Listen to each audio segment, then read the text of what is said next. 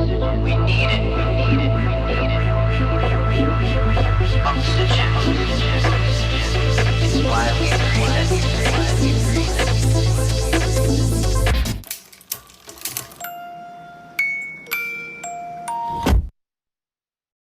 Hey everyone, welcome back to the Grit Files. I am your host, Loralyn Mears, and in the house today we've got Colin Darretta. He is a co-founder of a company called Fin, which we're going to dig into, but he's also the CEO and co-founder of Innovation Department. And what's really big about that is that earlier this year, they celebrated their 10th anniversary. That's not an achievement you see all that often, so we're going to dig into that. Plus, oh yeah, in his spare time, he also writes as part of Forbes and the advisory council there. He's also a journalist with Inc., Entrepreneur, TechCrunch. You will see his articles everywhere. So with that, Colin, welcome to the Grit Files. Thank you so much for having me, Loralyn. Well, as I said, it's always exciting to have these chances to speak with different founders who are at different stages of their journeys. They are, many of them, I've started early, and every once in a while we get people like yourself who have done a number of things. Like you describe yourself as a reformed investment banker, right? And now you're on this side, not only making investments, but doing things and really expanding your understanding of the markets and fundraising and helping others. So talk to us a little bit about your focus and what you're doing right now with Innovation Department and Fin. Sure, you bet. So as you mentioned, I'm the CEO and co-founder of Innovation Department. What we are is a venture studio, which kind of sits somewhere in between a holding company and an incubator. Most incubators bring in external entrepreneurs who already have an idea. We generally home grow the idea and find entrepreneurs, or actually entrepreneurs come from team members within the Innovation Department ecosystem already who might have had a yearning or interest to ultimately be the guy or gal that leads a brand. So we've built 5 businesses at this point. Our first business, WellPath, which was a nutritional supplement company, we sold last year. We've been super fortunate to have some modest success on both sides of the business in terms of both our business building and the investing work we do. We've probably invested in around 50 businesses at this point. And fortunately, a lot of what have now become household names. We're pretty industry agnostic, though our roots were in consumer and consumer tech. Though circuitously, we've started to spend more and more time in industries like fintech, and we're even starting to touch Web3. All right, Colin, give us a little bit of description in and around the kinds of things that you do with your day-to-day. So in my day-to-day at this point, I'm straddling the line between our investment side and our business building side. We have CEOs which run each of our portfolio companies. So I really act as a board member for each of those. But at times when it's recruiting or fundraising time, then I get much, much more involved. All right. So with that, and you've made 50 investments, so people don't get invested like every single person that comes in, right? You got to go through a lot of filtering. And so you talk to a lot of founders every single day. We're just going to jump right to the advice part of the show, Colin. What do you think that the founders should know, but they don't when they come to you looking for investment? Sure. I think, I like to say it's a marathon, not a sprint. And I think sometimes people pay lip service to that, but don't really mean it. I really encourage people not to fall prey to the false narratives out there that suggest everyone is working 100-hour work weeks. I think it's really important for people to work in such a way that they can maintain the pace for the better part of a decade.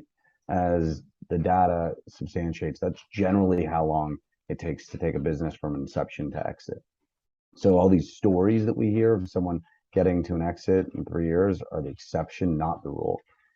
With that in mind, understand that while you sometimes might need to work very hard, most of the time you need to put in consistently hard but sustainable effort. That's really key. And the other piece of that equation is that not only does it take 10 years to find that success, 92% don't get past the first year. Right. I think, and that's for a myriad of reasons. Sometimes that's also just because people burn out over the course of that first year. Uh, but I think you normally have a realization of whether something's going to get some degree of product market fit pretty quickly. And so you can make a decision whether you're going to stick with it. But by year 2 or 3, as you're growing, as presumably now you're venture funded, et cetera, then it becomes really incumbent upon you to find a means of working that you can work hard but intelligently while maintaining some balance in one's life. And anyone who's dubious of that notion, I'd really encourage them to go read some of the research on all the deleterious effects of things like poor nutrition and lack of sleep on work quality. Ultimately, entrepreneurs, more than almost anyone else, succeed or fail on the quality of your idea. So really finding balance, making sure that you're sleeping, making sure you're eating well, finding time for loved ones, family, friends, whatever that might be, are all super critical components to ultimately building a successful business.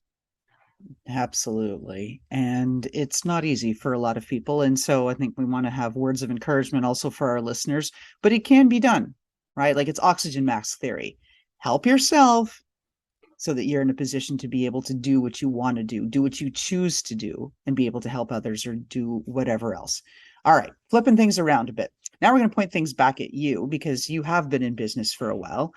But along the way, I am sure, because every business owner does, you've had one of those like, oh crap, WTF moments where something threw you for a big loop and you had to navigate it.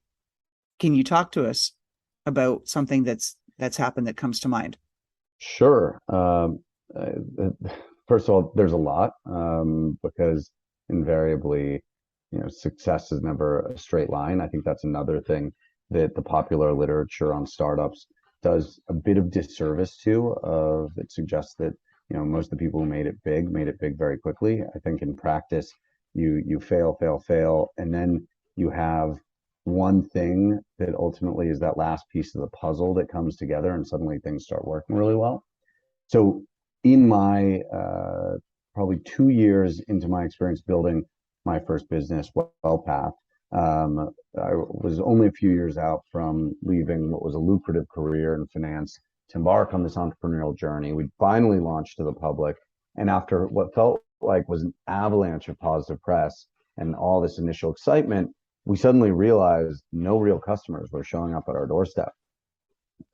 I, like many first-time entrepreneurs I know, believed our product to be so special that people were going to seek us out.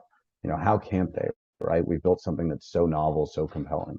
In practice, the vast majority of the time, no matter how great your product is, you still need to figure out a compelling way to sell it. And that can be a really tough realization when you're in my shoes, because we had no marketing strategy whatsoever. And even though we started to realize the error of our ways, I wish I could say we figured it out quickly thereafter. But really, it took us another couple of years before we really solved the riddle of how to sell to customers. And at that point, we were able to scale from basically $1 million of revenue into the 8 figures in less than a year. And that's the case in point of we just stayed in the game, and we were working at such a pace that we kept our heads above water long enough to have the eureka moment where we started to really figure things out and the business really came together. Oh, that's just so heartening to hear. So for the listeners that have been with me for a while, they know I'm also a founder. I've struggled a bit with product market fit and all the rest of that stuff, bootstrap, blah, blah, blah. And it's just great to hear that there is hope, right? There are these examples. It's not just everybody. I mean, they make it sound like it's just like social media. It's this curated micro slice of lives of utopia, right? Where people don't show anything for 7 or 8 days in between, where they're stuffing their faces with potato chips. They can't get out of bed. They've got all kinds of things going on, but they show you, look, I'm all dressed up and I'm fabulous. But meanwhile, stuff's going on. And it's the same thing that you hear with the founder stories. Everybody sounds like they're doing something amazing. They made $1 million the first time they reached out to ask for a sale. I mean, all this sort of stuff, right? I'm exaggerating, but there you go. So Totally. I think that the hustle porn culture that is very real out there engenders insecurity and a false sense of what's actually happening. And I think so much of entrepreneurial culture, particularly on social media, revolves around that. So the more you can off its influence and realize that the vast majority of successful entrepreneurs, not just the people who struggle, but the most successful ones, had a really hard time being successful. And almost every story you read, if they're being authentic, there were probably several times where they screwed up to a magnitude where they almost lost their business. I suspect that no small number of your listeners have read Shoe Dog by Phil Knight. Yes. And, he talks about several times where he was on the brink of losing the business. And here, many years later, obviously, he now has, probably the most well-recognized brand in the world. So I think that's something that everyone should keep in mind is just because things might be going sideways in any given moment, you are not alone, and that does not make you somehow deficient. Love that last line, right? You are not less than. This shit is hard, right? Like bottom line, that's just where it is. All right. I'm giving you an undo button right here. And so for our listeners that can't see this, I'm tapping my little white button. Colin, you got to undo one thing in your life, personally or professionally, whatever you're comfortable sharing. What are you undoing? Boy, I think it's and again, this kind of ladders into there's just so many small mistakes that I've made. So it's not an undo of a mistake, it's rather an undo of a behavior, if you will. And which is to say, there are so many mistakes that I made by virtue of not taking the time to process and think through my decision, but rather behaving more reactively. I'm a big believer that there is value in trusting your gut. So I'm not suggesting that your gut and your intuition will not serve you well, but I have always benefited from perhaps listening to my gut, then taking time to reflect, and only then coming to a decision. When I'm reactive, even if I think I'm, being thoughtful, making a good decision, and I'm not suggesting these are times when there are even heightened times of whether it be anxiety or emotions, but just in general, taking time for reflection always serves me well. And there are more times than I can count that I did not do that and ultimately came to regret it. As you're saying that, I was thinking of all of these places I swam as a child in Northern Ontario, Canada, where it said like, look before you leap, right? Because there's tons of granite and rocks and boulders and stuff that you're going to go into. And that was the visual that I had in my head as you were saying that. Perfect metaphor. All right, next question. I've got a magic wand and I'm waving it here. Who do you wish is listening to this podcast right now?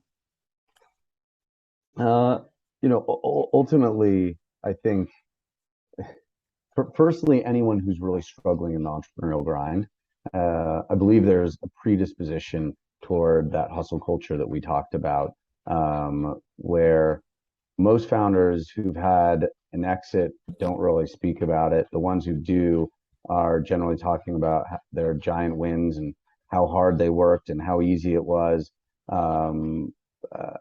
I think that is the presiding entrepreneurial culture right now. This idea that if you're not working for 20 hours a day, you're somehow slacking. And it's really a dangerous ideal to set, and frankly, not even a real one. I think there is so much virtue signaling out there. And I know tons of successful entrepreneurs, orders of magnitude more successful than I am, who have been really hard workers, but didn't forego family and other interests while they were building their businesses. And then similarly, in that vein, the most successful people I've seen are rarely the smartest. So I think there's also this misconception out there that, if you're not a polymath, you can't go build a successful business in the technical field. And again, that's just not true. So hopefully people who might have fallen prey to believing those notions a little bit are hearing this and are like, okay, I agree with this guy. Like, if he can be successful, he doesn't sound any smarter than me. And it sounds like he's probably made just as many mistakes, if not many more than I have. So there's no reason I can't go do it as well. Now, I'm curious, do you think luck plays into this? Unequivocally. I there was a very successful founder who was asked the same question, and this person responded kind of effusively, like, "No, I make my own luck." And in some circumstances, sure, right? I think putting yourself in the right place such that you can get to be lucky, but at the same time, where you're born, your ability to get a good education, right? The people whom you've happened to meet, who perhaps became your mentors or your investors. I mean, can you engineer some of that? Sure, but no small amount of that also is, a certain measure of good luck. And I also think that, I'm a big believer in staying fairly humble, and it takes a lot of hubris to sit around and be like, no, I created it all myself. Yeah, I'm on the anti-hubris camp as a former employee of Sun Microsystems, where the world's first Fortune 100 CEO that quit via Twitter, that was that whole scene, right? So talk about some hubris there. So that said, what's your kryptonite? What takes you out at the knees? Uh, I think one thing I've learned about myself is I am better at starting things than finishing them, so to speak. I've done a lot of personality assessments. I've spent no small amount of time with coaches. And I think one thing I've acknowledged about myself is that I love the startup phase of the business a great deal more than, what I would characterize sometimes the day-to-day drudgery of operations once you're years in.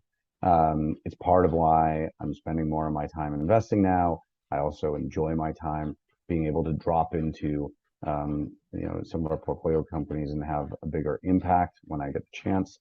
And I think therefore, my kryptonite and the way to really lose my interest is getting me lost in endless operational meetings where I'm dealing with the business minutiae. And, I just have such a hard time engaging in those for any sustained period of time. Oh, bingo, bingo. I am an innovator and ideator, and I loathe administrivia. It is my death knell. Just can't do it. Colin, how have you changed since this journey began? Where, like you said, you became a reformed investment banker, left the hustle and bustle and craziness of Wall Streets and financial firms and all of that sort of good stuff, and went down your own path. How have you changed?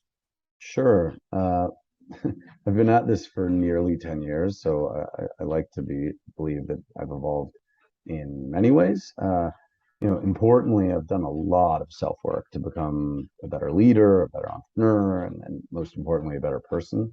And that's included attending courses like one that I'm up at Harvard Business School right now, actually, alongside, as I mentioned before, working with a coach and being really intentional about finding specific areas of focus for my growth. So I think intentionality in everything that I've done has dramatically shifted from when I first started doing this to where I am today. I think that's partly by virtue of I'm just 10 years older. It's also, when you have less time and you're trying to achieve a lot, if you're not intentional about what you're doing and how you're spending your time, you're not really going to get anything done. By way of example, every quarter now I build a learning syllabus, which is intended to provide a roadmap for how I can learn a specific subject that has to do with some part of myself that I really want to elevate or strengthen. So again, it's being super conscious about all these ways to continue growing who I am, and hopefully that makes me a better leader and just a better person all around. Oh, yes, because everything takes work. Most of us are not natural born leaders and fabulous at everything we do. I would argue almost no one is, and anyone who believes themselves to be is generally deluding themselves, right? And they might be relatively good at it, but they'll quickly be surpassed by someone who's willing to put in the effort. I think that's a through line of everything I've seen in life is people with latent talent. If they continue to build on that talent, they can kind of stay ahead of the curve. But a lot of people with latent talent believe themselves to have that talent and therefore end up actually, relatively speaking, behind the people who spend a lot of time working on it. All right. So here we go. turning the tables around, how can our audience help you? Anything we can do for you? Honestly, no. I think, to the extent anyone ever um, has anything that they'd like to ask me, if I can be helpful, I love connecting with people building cool things. So I'd love to encourage your audience to, shoot me an email or a note on social media or what have you. And if I can provide some insight or just share some war stories, so perhaps we all feel a bit more camaraderie, I'd be happy to do so. Fabulous. Now, this is the last question. We're going to bring it home here. This is my signature question of the Grit Files. We are now taking a look deep into the dark corners of your closet. And we are looking for a pair of footwear, boots, whatever, shoes, whatever it is that best personifies who you are, Colin Darretta. What are we looking at, and why does that pair of shoes, boots, whatever it is, represent your personality and the essence of you? Boy, that's a tough one. Um, I think, you know, it's I have, and in fact, I'm wearing them now because I'm going to be heading to the gym shortly thereafter. But it's my Project Rock Under Armour sneakers, and the reason for that being is I am, and anyone who knows me knows that I'm an enormous fan of Dwayne Johnson. I think there's no one working today who's proven his doubters wrong time and again in such impressive fashion.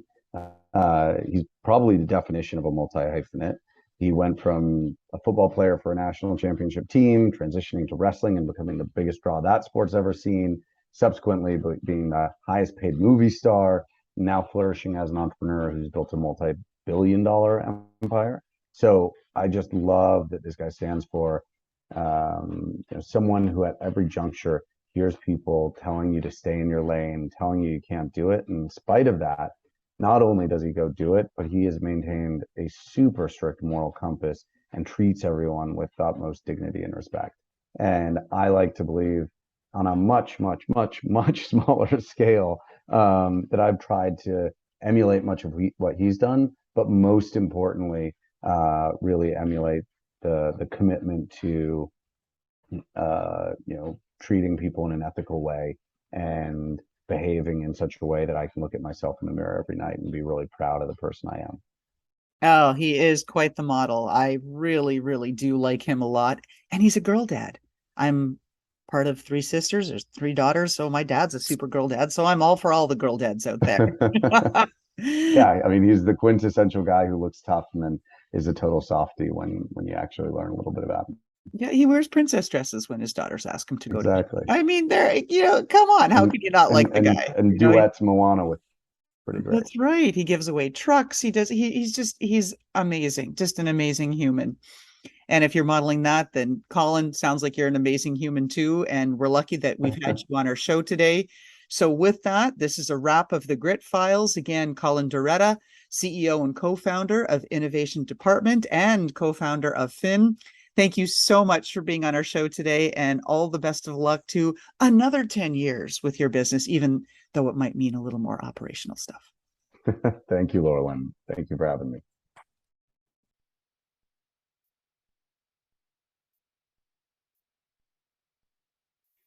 And how about that fantastic intro by Touch Circle?